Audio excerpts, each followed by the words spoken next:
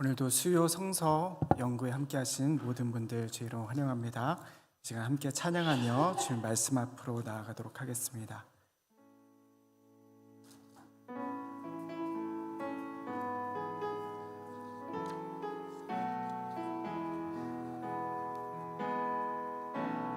화려하지 않아도 정결하게 사는 삶, 가진 것이 적어도 감사하며 사는 삶, 내게 주신 작은 힘 나눠주며 사는 삶, 이것이 나의 삶의 행복이라오.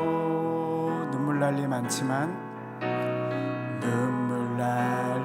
많지만 기도할 수 있는 것, 억울한 일 많으나 주를 위해 참는 것, 비록 짧은 작은 삶 주 뜻대로 사는 것, 이것이 나의 삶의 행복이라오.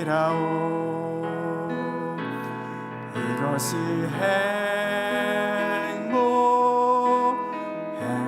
행복이라오. 세상은 알 수 없는 하나님 선물, 이것이 행복이라오. 하나님의 자녀로 살아가는 것, 이것이 행복이. 한 번 더 화려하지 않아도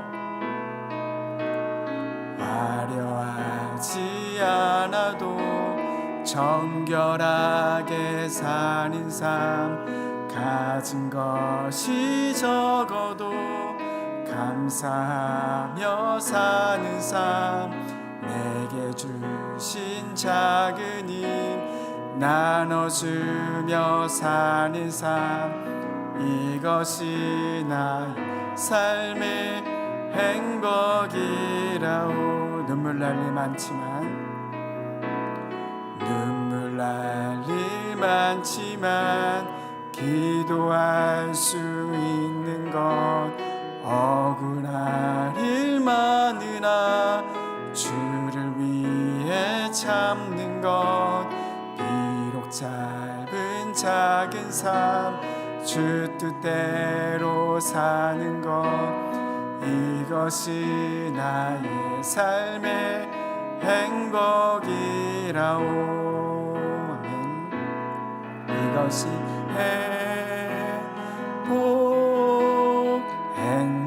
행복이라오. 세상은 알 수 없는 하나님 선물, 이것이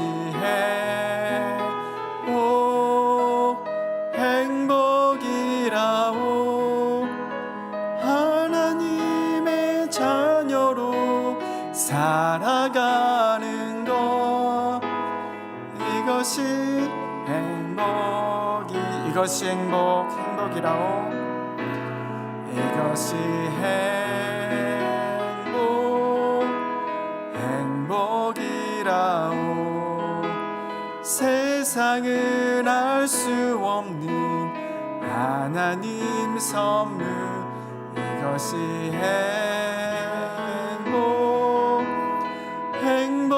행복이라오.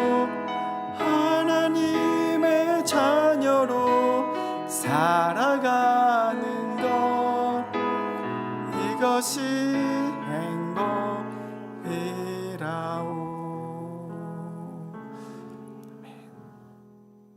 참 좋으신 하나님 아버지, 오늘도 세상이 알 수 없는 참 행복을 우리에게 허락하시고 하나님의 자녀로 또 예수님과 함께 동행하는 귀한 삶을 살아가게 하시니 감사드립니다.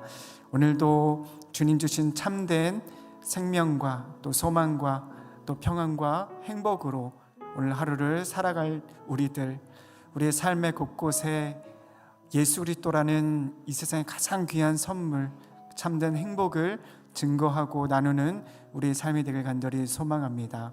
우리 가정과 우리 교회와 또 우리의 직장과 우리가 내딛는 모든 발걸음마다 우리를 통해 예수 그리스도의 그 생명의 이름이 전파되게 하여 주시고, 우리가 예수 그리스도의 그 영광을 드러낼 수 있는 그리스도의 대사요 향기로 살아갈 수 있는 우리 모든 지체들이 될 수 있도록 하나님 축복하여 주시옵소서.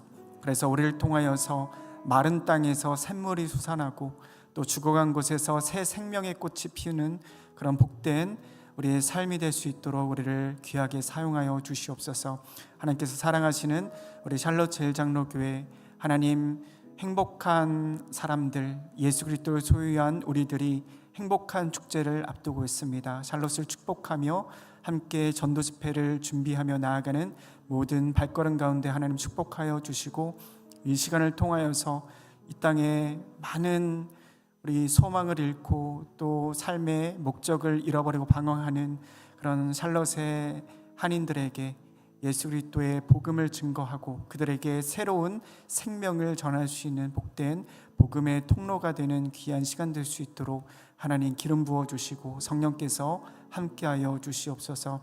우리가 함께 또 기도하고 동역하는 모든 선교사님들, 하나님 그 가정과 교회 또 모든 사역을 지켜주시고 모든 필요를 채워주시며 그들을 통하여서 하나님의 나라가 이 땅에 임할 수 있도록 하나님 함께하시고 늘 동행하여 주시옵소서.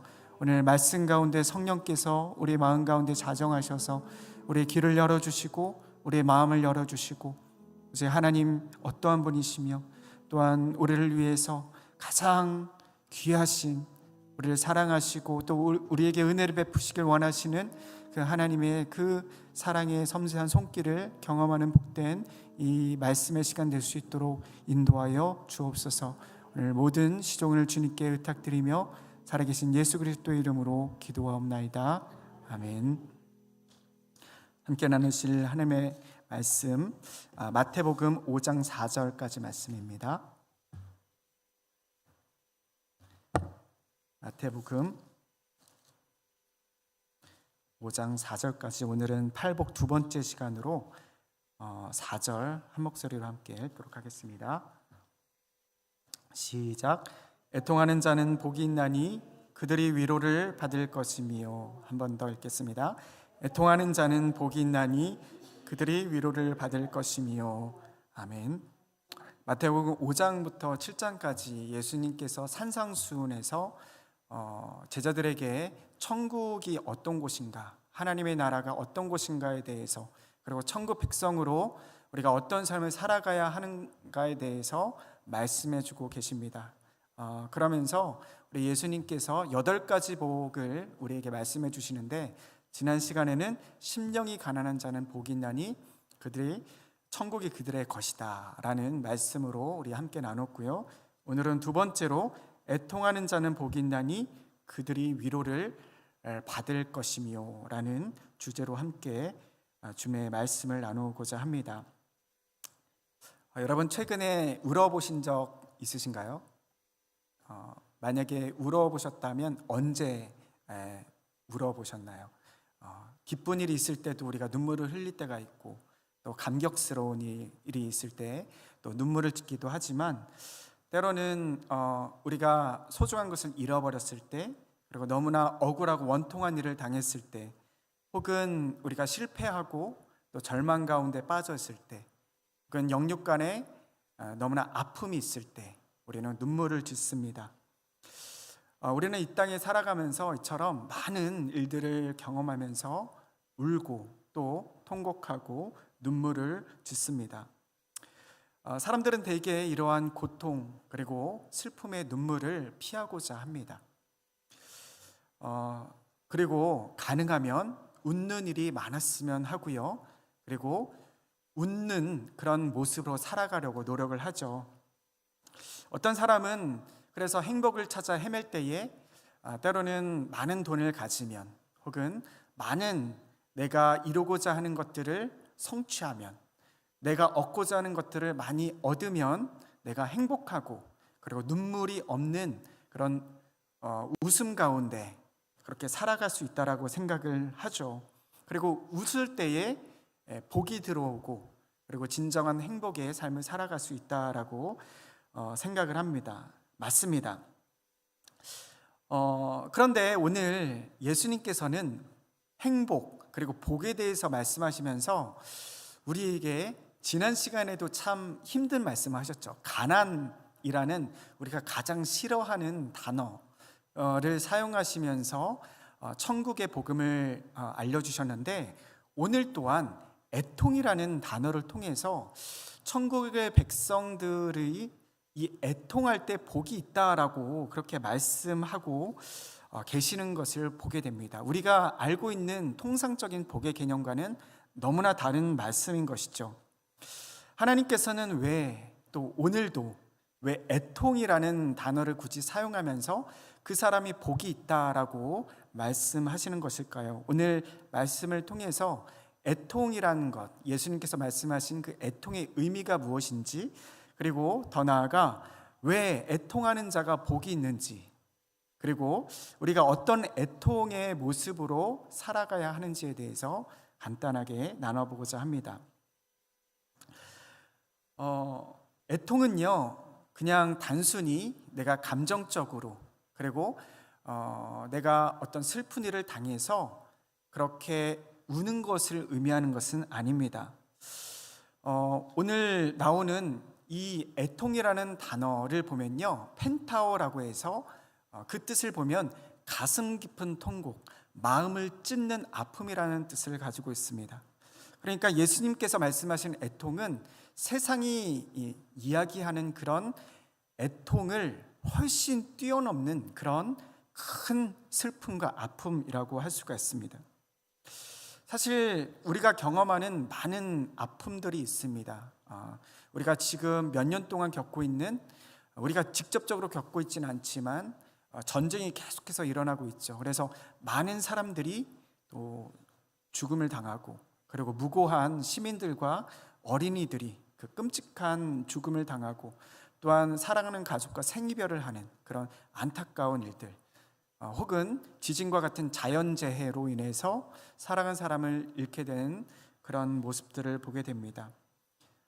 또 더 나아가서 저도 이제 한국의 뉴스들을 이렇게 주의 깊게 살펴보는데, 제가 짧은 삶을 살아가면서 끊이지 않는 너무나 가슴 아픈 그런 뉴스가 있습니다. 그것은 무엇이냐면, 일가족이 다 같이 너무나 가난해서, 그래서 돈이 없기 때문에 삶을 이어나갈 그 소망이 없어져서 절망 가운데 온 가족이 함께 안타까운 선택을 하는 경우들이 끊이지 않게 일어나는 것을 보게 됩니다.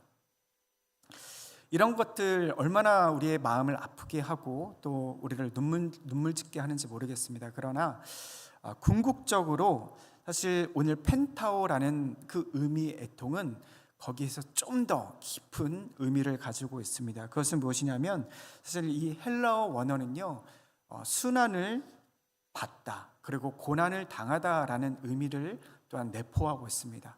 그렇기 때문에 여기에서의 애통은 무엇이냐면, 성경에서 가장 큰 애통, 고통, 아픔이라고 할 수 있는 예수 그리스도, 예수님께서 십자가에 달려서 우리의 죄를 대신 지시고 죽으실 때에 그 하나님의, 그리고 예수님의 그 죄와 그리고 사망과 그 저주에 대한 그 애통, 그 정도의 애통을 의미한다라고 볼 수가 있습니다.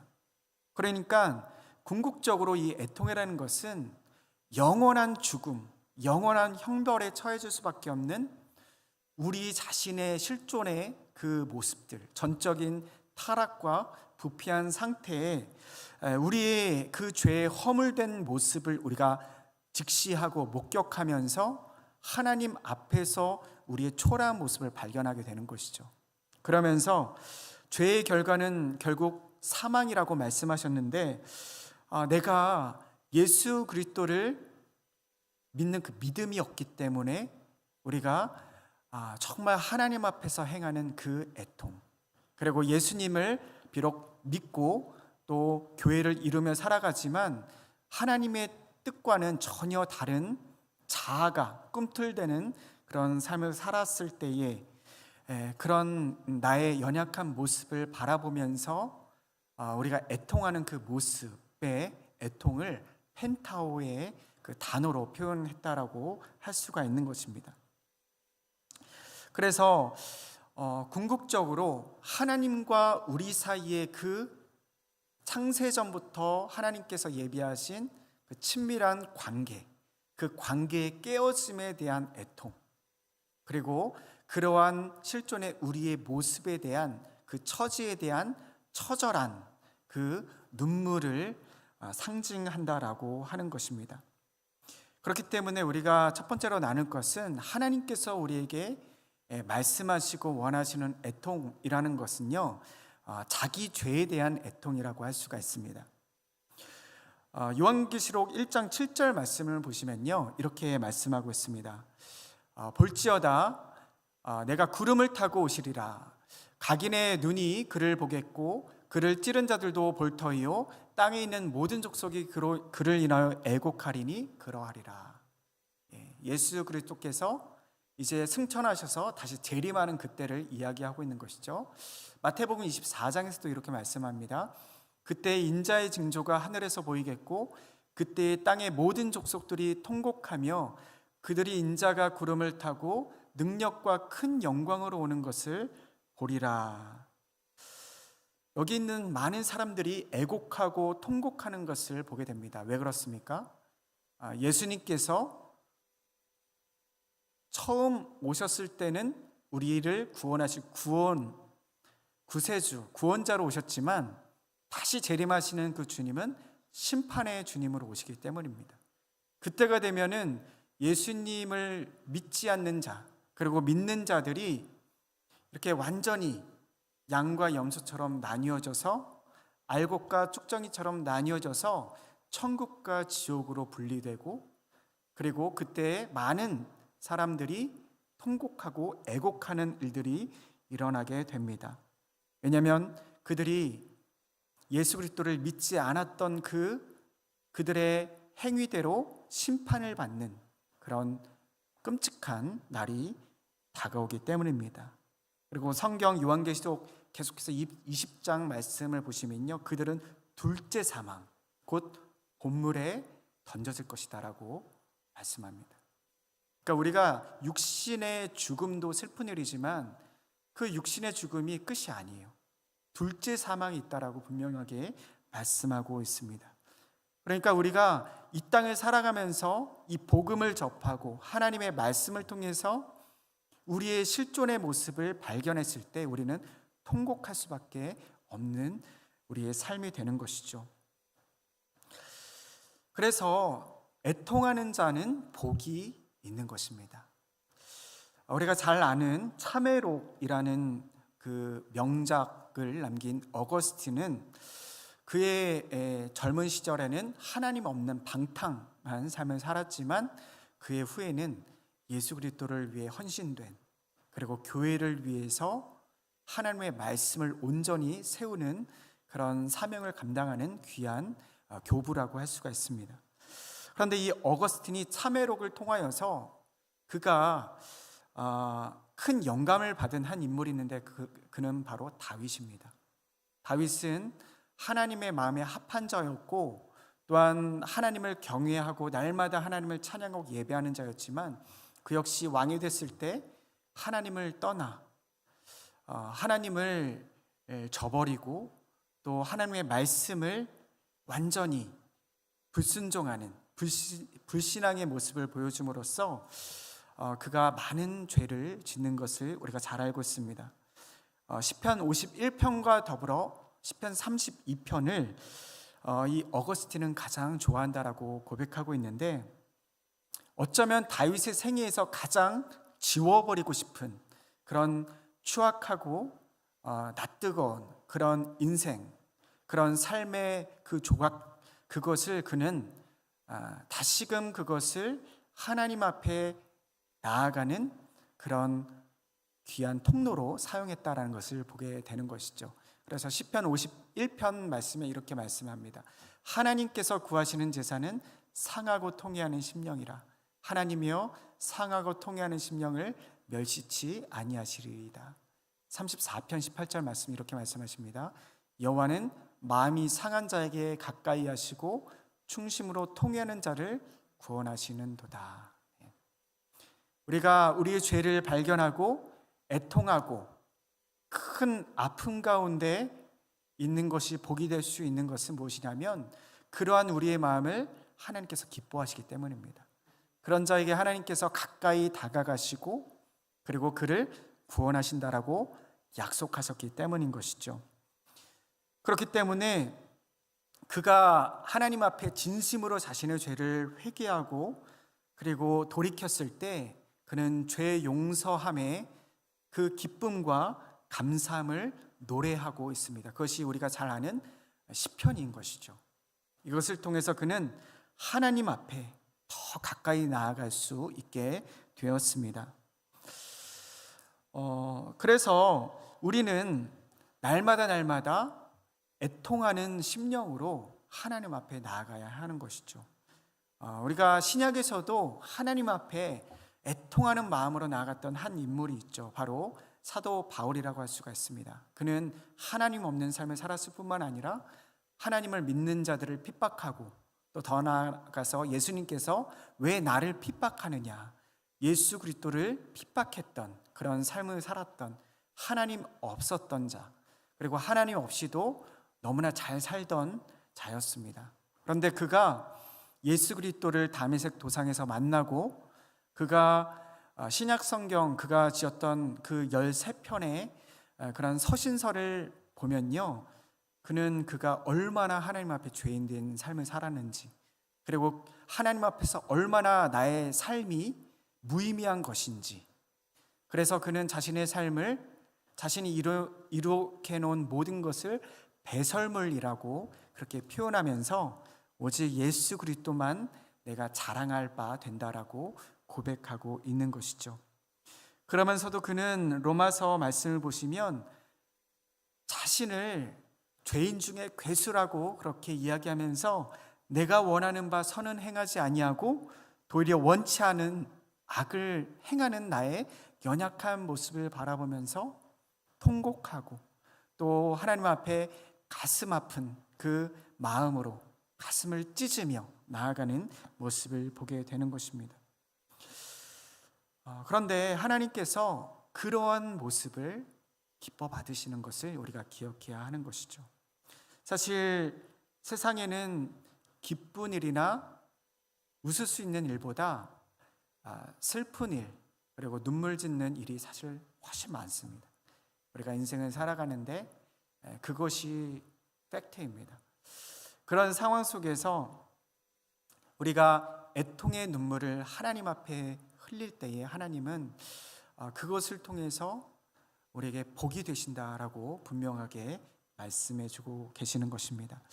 우리가 여기에서 이 애통을 함께 나누면서 나의 죄에 대한 애통이 참 중요하다라고 함께 나누었는데 우리가 좀 주의해야 될 것이 있습니다. 그것이 무엇이냐면 애통과 그리고 원망을 좀 분별해야 한다라는 것입니다.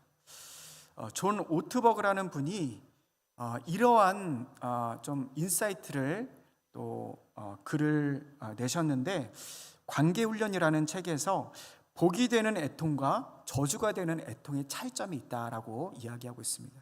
그러니까 하나님 앞에서 애통하긴 애통하되 모든 애통이 다 복이 되는 것은 아니라는 것을 말씀하고 있어요. 그렇다면 어떤 것이 하나님 앞에 복이 되는 애통이고 어떤 것이 복이 되지 않는 애통인가? 제가 초반에 말씀드렸듯이 하나님은 하나님 앞에서의 탄식을 우리에게 명하셨지만 그것을 기뻐하시지만 하나님에 관한 그런 원망을 기뻐하지 않으신다라는 것을 우리가 기억해야 합니다. 둘의 차이는 무엇입니까? 탄식은 하나님께 우리의 마음을 토해내는 그런 작업이 바로 탄식입니다. 애통이죠. 그런데 원망은 무엇입니까? 하나님에 관해서 불평하는 것이 원망입니다.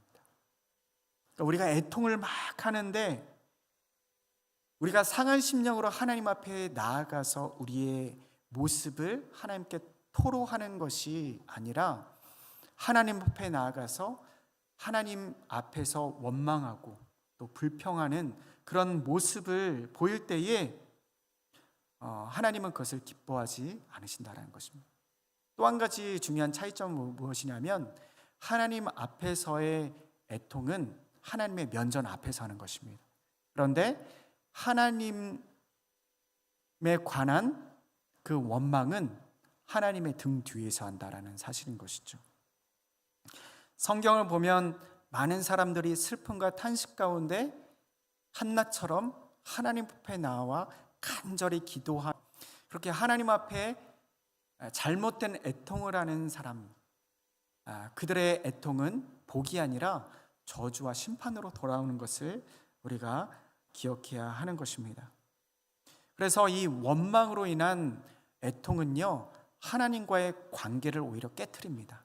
하나님으로부터 나를 멀어지게 만듭니다. 그런데 하나님 앞에서의 내 마음을 치는 그런 애통, 탄식은 하나님과의 관계를 회복시킵니다.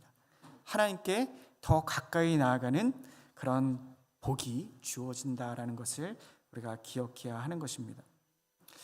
우리 성도라고 하죠. 거룩한 하나님의 사람. 성도는 예수 그리스도를 믿는 사람입니다. 그리고 예수 그리스도의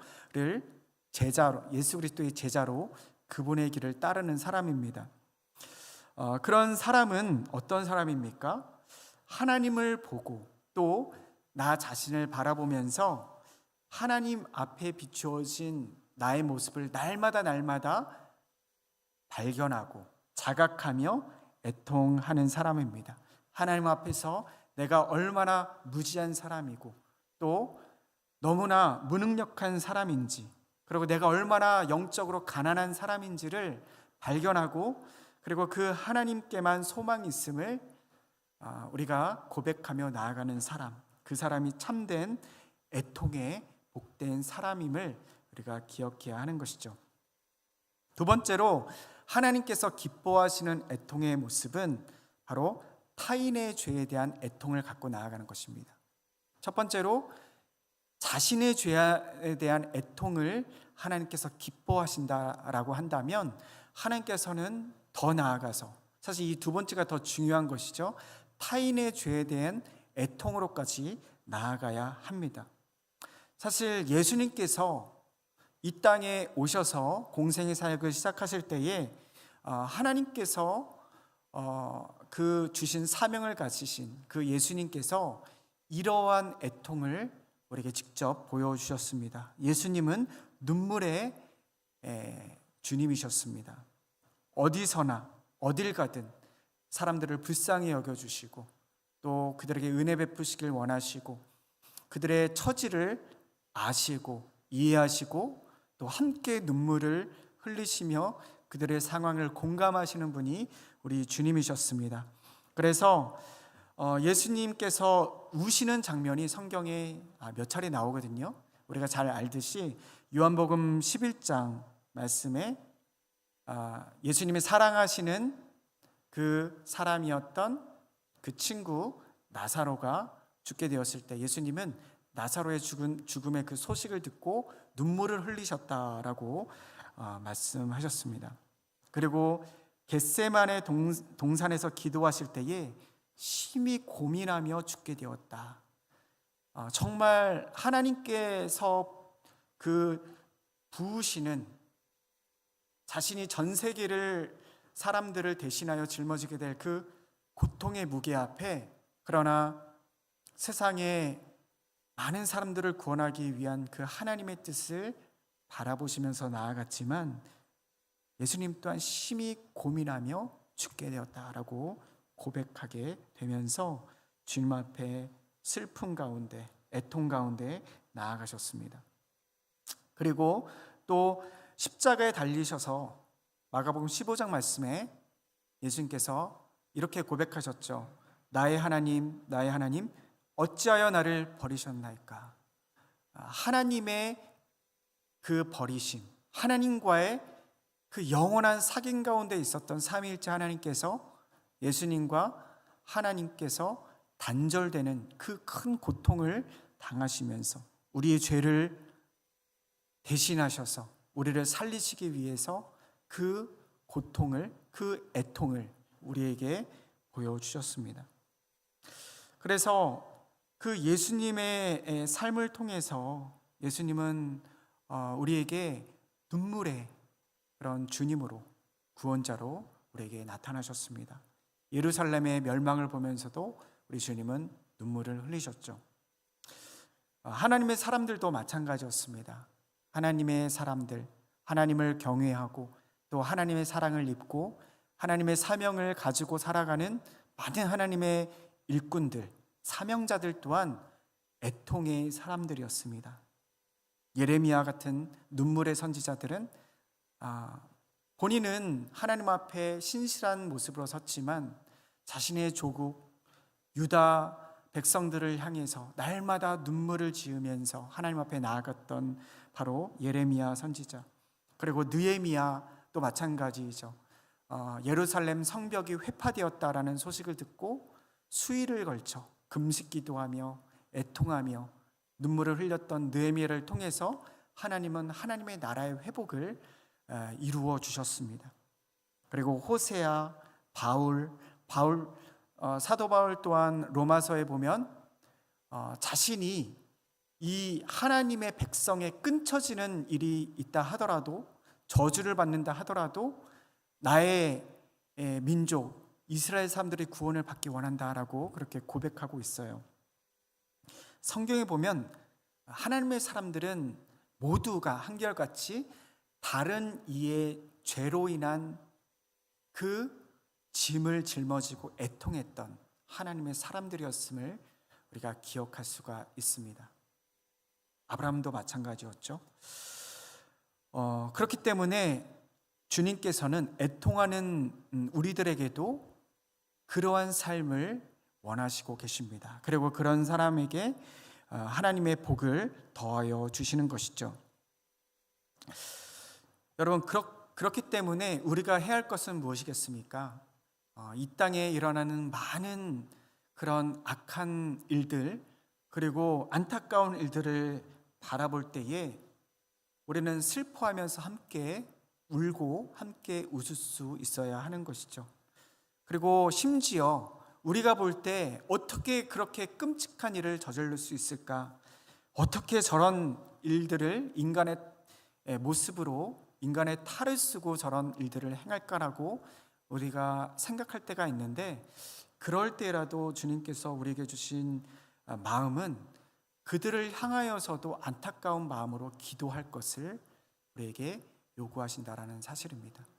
이스라엘이 그렇게 지금 전쟁 가운데 많은 그 팔레스타인 그곳을, 가자지구를 공격할 때라도 이스라엘을 위해서 우리가 기도를 해야 되고요, 팔레스타인 사람들을 위해서도 기도하고 러시아를 위해서도 우리가 기도해야 되고, 그리고 나라의 위정자들이 때로는 정말 엉뚱한 선택을 하고 그리고 하나님의 뜻에 반하는 그런 일들을 할 때라도 그들을 우리가 욕하고 또 정죄하고 또 참 우리가 혀를 차면서 비판을 할 때라도 또 우리 마음에 안타까운 마음으로 그들을 향해서 기도할 수 있는 마음을 우리 주님이 우리에게 요구하신다라는 것을 우리에게 보여주고 계십니다. 여러분, 그렇기 때문에 우리는 날마다 애통하는 삶을 살아야 합니다. 한국인이 가장 사랑하는 시인이 누구일까요? 네? 윤동주. 정답입니다. 저도 동일한 생각을 가지고 있어요. 아마도 저도 어릴 때 읽었던 서시, 제가 군대에서 제 후임이 서울대 법대생이었거든요. 그런데 그 법대생은 이제 이렇게 이런 법을 다 외워야 되지 않겠습니까? 근데 그 친구가 같이 이렇게 초소에 새벽마다 이렇게 보철 서러 나갈 때 자신은 서울대 법대생인데 이제 사회에 나가서 계속해서 법을 외워야 되기 때문에 뇌를 계속 사용했기 때문에 시를 외워야 된다라는 거예요. 그래서 저한테 제가 이제 선임이니까 허락을 받아야 되겠죠. 그래서 같이 시를 좀 한번 외우면 어떻겠습니까? 그러니까 저도 뭐 새벽에 졸면 안 되니까요. 그래서 같이 윤동주 서시를 외웠던 기억이 나는데 이 서시를 우리 한국 사람들이 가장 좋아하는 시 중에 하나라고 할 수가 있습니다. 그런데 이 윤동주 시인이 여러분 팔복이라는 시를 지은 거 혹시 아세요? 이 자필로 쓴 시인데요. 8번이나 슬퍼하는 자는 복이 있나니 슬퍼하는 자는 복이 있나니 8번을 쓰고요. 그 다음에 저희가 위로를 받을 것이며를 2줄로 지어놨어요. 그리고 그 옆에 끝에 뭐라고 적었냐면 저희가 영원히 슬플 것이요. 영원히 슬플 것이요. 뭐 이것을 부정적으로 해석하는 분들도 계시지만 당시에 이 윤동주 시인의 그 상을 우리가 잘 알지 않겠습니까? 일제 강점기에 조국을 잃어버리고 그리고 자신의 사랑하는 그 민족, 한국 사람들이 참 고통을 받고 그리고 한이 서려 있는 그런 압제를 당하고 또 죽음을 당하고 그런 불합리한 일들을 당하는 그 윤동주 시인, 그 당시에 그것을 바라보면서 얼마나 큰 슬픔과 애통함이 있겠습니까? 그는 시를 통하여서 이런 민족의 상황, 그 슬픔을 꿋꿋이 이겨나가면서 견디며 미래적인 소망을 갖고 시를 써내려가고 그렇게 하루하루를 버텨가며 살아갔지만 뭔가 상황이 달라지지 않은 것 같았어요. 일제 식민 치하에서 나라와 민족의 어두운 운명만이 그의 마음에 가득했던 것 같습니다. 그러니까 이 윤동주 시인도 이 팔복을 보면서 하나님의 위로를 받고자 했다라는 생각을 하니까 마음이 굉장히 감동이 있었습니다. 그런 상황 속에서 하나님의 위로를 구하며 저 글을 쓰지 않았을까? 그런데 당장 현실에 변하는 것이 없으니까 그것을 지우고 영원히 슬플 것이요. 참 안타까운 마음, 또 애통하는 마음이죠. 그런데 여러분 그거 아십니까? 이 시가 이렇게 끝난 것이 아니라는 사실이죠. 윤동주 시인이 이 팔복이라는 시를 마치고요. 그 다음에 그 다음 장에 어떤 제목의 시를 썼는지 아세요? 위로라는 그 시를 다시금 지었습니다. 그리고 나중에 본인이 시집을 냈을 때 이 팔복을 넣었을까요? 아니요. 팔복을 넣지 않고 오히려 이 시를 쓴 다음 장에 쓴 위로라는 시를 넣었다라는 사실은 아마도 그 윤동주 시인이 정말 절망 가운데 있었지만 그는 그 어둠 속에서도 하나님의 위로를 구하고 그 소망의 끈을 놓지 않았지 않았을까라는 생각을 해보게 되는 것입니다. 그런 상황에서 그는 자신의 나라, 빼앗긴 조국, 자신의 민족을 위해서 하나님 앞에 날마다 기도했을 것입니다.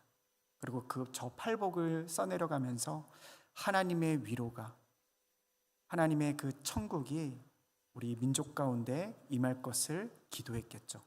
그리고 결국 그것이 이루어졌습니다. 결국 영원할 것 같았던 그 일제 압제는 끝이 났어요. 일본은 전쟁에서 패배했고 우리 대한민국은 하나님의 축복으로 예수 그리스도를 믿는 민족으로 많은 사람들이 예수 그리스도를 주로 고백하고 교회들이 생겨나고 교회들을 통해서 많은 사람들이 회복을 경험하고 또 그 나라가 굳건하게 세워지는 부흥을 우리가 역사 가운데 확인할 수가 있는 것입니다. 그렇기 때문에 하나님께서는 분명히 우리가 하나님 앞에서 애통하는 자의 그 기도를 분명히 들어주시고 응답하시는 하나님이심을 우리가 또한 확인할 수 있는 것입니다. 그렇기 때문에 여러분, 우리는 나 자신에 대해서 애통하고, 그리고 다른 누군가의 그 죄로 인한 그런 아픈 마음으로 애통해야 하는 것이죠. 중요한 사실 하나가 있습니다. 오늘 말씀을 통해서 진정한 위로는 오직 하나님께로부터만 온다라는 사실을 우리는 결론 질 수 있는 것이죠. 여기서 위로를 받을 것이요라는 말은 헬라어 파라칼레오라는 그 단어를 쓰고 있는데, 이 단어의 뜻은 곁에 함께하면서 격려하고 힘을 붙돋는 의미를 가지고 있습니다. 우리가 위로를 할 때 말로 위로를 줄 수 있고, 어떤 위로의 그런 말과 행동을 취함으로써 위로를 줄 수 있는데요, 이 단어는 그런 단회적인 위로를 의미하는 것이 아니라 지속적으로 곁에 함께하면서 계속해서 격려하고 힘을 북돋아주는 위로를 말씀하고 있습니다. 이것이 현재형으로 시제로 쓰여져 있습니다. 여러분, 우리 곁에 우리를 위로하시고 또 힘을 북돋아 주시고 또 늘 함께 하시는 그 분이 계십니다. 바로 보혜사 성령 하나님이시죠. 보혜사라는 뜻의 의미가 위로자라는 의미입니다. 예수 그리스도를 주로 고백하는 우리 안에 영원히 거하시며 우리를 떠나지 않으시고 우리를 위해 말할 수 없는 탄식으로 날마다 우리를 위해 중보하시고 또 우리를 주의 길로 인도하시는 그 사랑의 하나님, 우리에게 보내주신 최고의 선물 보혜사 성령 하나님, 그분이 우리 곁에 오셔서 아파하는 우리를 안아주시고 또 품어주시고 위로해 주시는 것을 우리가 보게 되는 것이죠.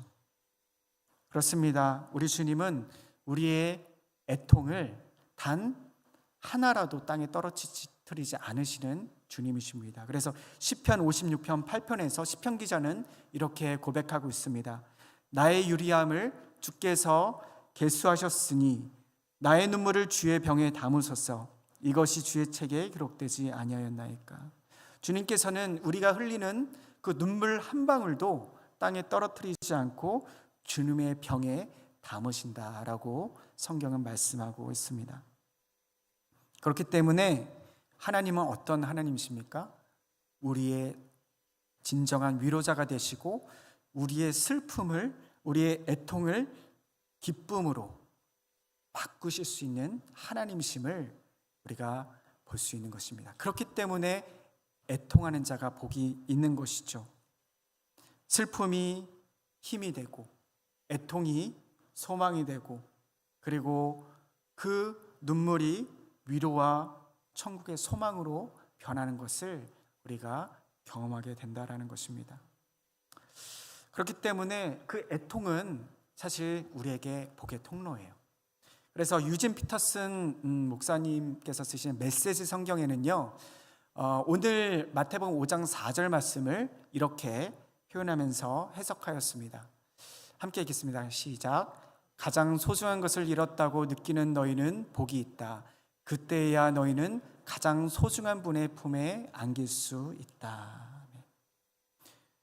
우리가 하나님 앞에서 모든 것을 잃었다라고 그렇게 진정한 우리의 모습을 발견하고 애통하는 그 순간, 사실 그때에 비로소 우리는 우리 인생의 가장 소중한 것이 주님임을, 그리고 그때 비로소 우리가 가장 소중한 주님의 품에 안길 수 있다는 것을 유진 피터스 목사님께서 말씀해 주고 계십니다. 그렇기 때문에 요한계시록 7장 17절 말씀에 주님의 하나님의 사람들의 그 결국은 이러합니다. 함께 읽겠습니다. 시작. 이는 보좌 가운데 계신 어린 양이 그들의 목자가 되사 생명수 샘으로 인도하시고 하나님께서 그들의 눈에서 모든 눈물을 씻어주실 것임이라. 아멘. 다음 구절로 고린도후서 1장 3절과 4절 말씀 함께 읽도록 하겠습니다. 고린도후서 1장 3절 4절 시작. 찬송하리로다. 그는 우리 주 예수 그리스도의 하나님이시요 자비의 하나님이시요 모든 위로의 하나님이시며 우리의 모든 환난 중에서 우리를 위로하사 우리로 하여금 하나님께 받는 위로로서 모든 환난 중에 있는 자들을 능히 위로하게 하시는 이시로다. 아멘. 하나님은 진정한 우리의 위로자가 되시고 또 결국 우리의 모든 눈물을 닦아주시는 그 하나님이십니다. 그 하나님께로 나아갈 때에 그리고 그 하나님 앞에 우리가 그 앞에서 눈물 흘리며 통곡하고 애곡할 때에 애통할 때에 하나님께서는 우리에게 말할 수 없는 그 기쁨과 감사와 또 소망과 놀라운 그 충만한 은혜로 우리를 채워주실 것입니다. 이사야 61장 말씀을 보시면요, 예수님의 사명 선언문이 나오는데 주 여호와의 영이 내게 내리셨으니 이는 여호와께서 내게 기름을 부으사 가난한 자에게 아름다운 소식을 전하게 하려 하심이라. 나를 보내사 마음이 상한 자를 고치며 포로된 자에게 자유를 갇힌 자에게 노임을 선포하며 여호와의 은혜의 해와 우리 하나님의 보복의 날을 선포하며 모든 슬픈 자를 위로하되 무릇 시온에서 슬퍼하는 자에게 화관을 주어 그 죄를 대신하여 기쁨의 기름으로 그 슬픔을 대신하여 찬송의 옷으로 그 근심을 대신하고 그들의 의의 나무 곧 여호와께서 심으신 그 영광을 나타낼 자라 일컬음을 받게 하려 하심이라 라고 말씀하고 있습니다. 하나님께서 우리를 위로했을 뿐만 아니라 우리의 모든 슬픔을 바꿔주셔서 기쁨으로 그리고 기쁨의 화관을 씌워주시고 찬송의 옷을 입혀주시고 우리의 모든 상황들을 바꿔주시는 그 주님이십니다. 여러분, 그렇기 때문에 우리에게 소망은 하나님의 위로가 있다라는 것입니다. 하나님은 우리의 슬픔을 찬송으로 바꿔주시고 기쁨으로 축복으로 바꿔주십니다. 그렇기 때문에 우리 성도의 정체성을 저는 이렇게 정의하고 싶습니다. 성도는 하나님 앞에서 우는 사람입니다. 성도는 하나님 앞에서 우는 사람입니다. 세상 가운데 눈물 날 일이 참 많이 있지만 우리가 다른 곳에서 울고 애통하는 자가 아니라 하나님의 사람, 하나님의 자녀, 예수 그리스도의 제자인 우리는 하나님 앞에서 오는 사람입니다. 그럴 때 그 하나님 앞에 우리의 모든 문제들을, 슬픔들을 가져가서 그 주님 앞에 우리의 마음을 쏟아놓을 때 그 슬픔은 복이 되는 것이죠. 그렇기 때문에 우리의 신앙의 회복은요, 결국 애통함의 회복이라고 할 수가 있습니다. 날마다 우리의 모습 그리고 세상의 죄, 그 모든 것들을 짊어지며 우리가 함께 하나님 앞에서 그 눈물을 회복할 수 있는, 그래서 주님 주시는 그 크신 그 복을 누리고 또 나눌 수 있는 복된 우리가 될 수 있길 간절히 소망합니다. 함께 찬양하고요, 우리 마치도록 하겠습니다.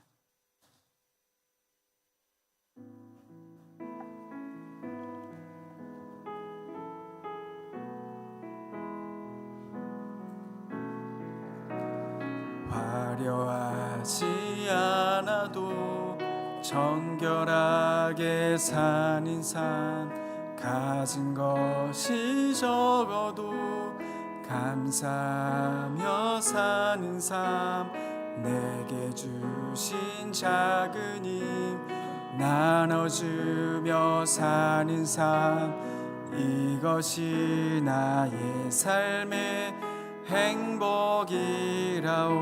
눈물 날 일 많지만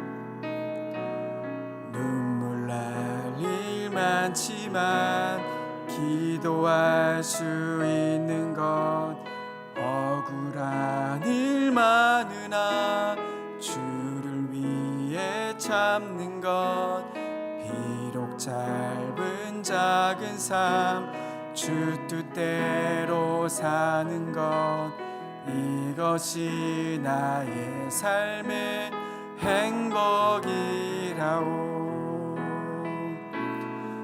이것이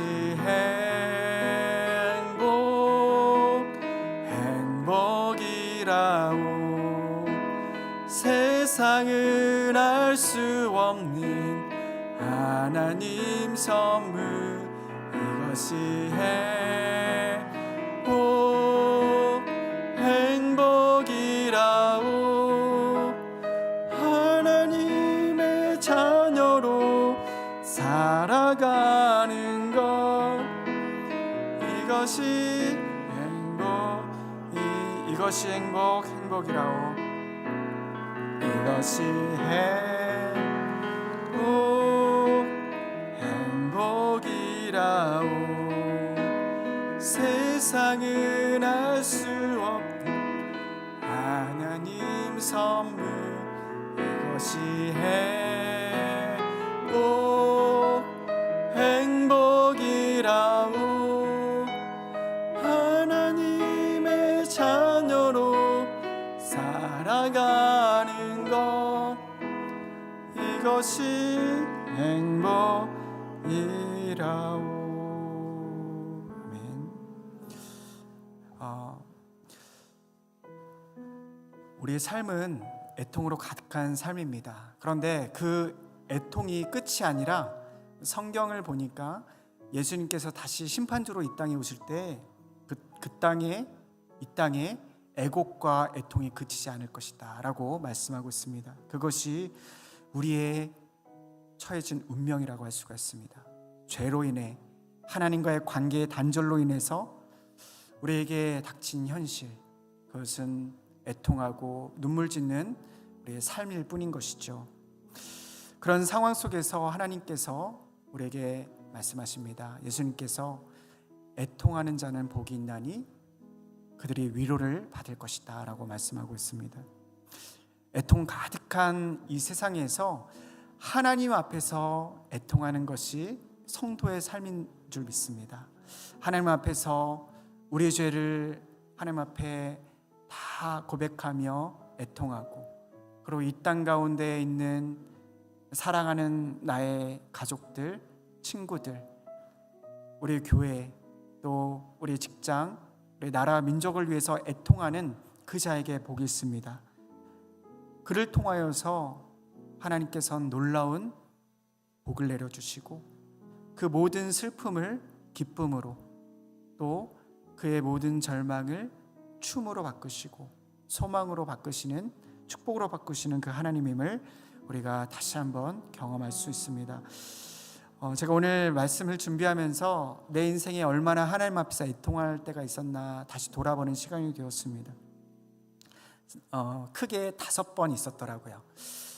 예수님을 처음으로 만났던 첫사랑, 고3 때 정말 하나님 앞에 회개하며 나의 죄를 고백했던 바로 그 시간, 그리고 나중에 하나님께로부터 목회자의 소명을 받았던 바로 그때, 그리고 목회 사역을 하면서도 제가 부산에 있을 때 수련회를 한번 함께 하면서 그때 또 한번, 그러니까 여러 가지 삶의 고비고비마다 정말 하나님께서 이렇게 애통의 시간들을 저에게 허락하여 주신 것을 돌아보게 되었습니다. 그런데 너무나 감사한 것이 그런 애통의 그 순간 이후에 하나님께서 놀랍게 저의 삶을 이렇게 이끌어 가시고 삶을 바꾸어 가시는 것을 돌아볼 수 있었습니다.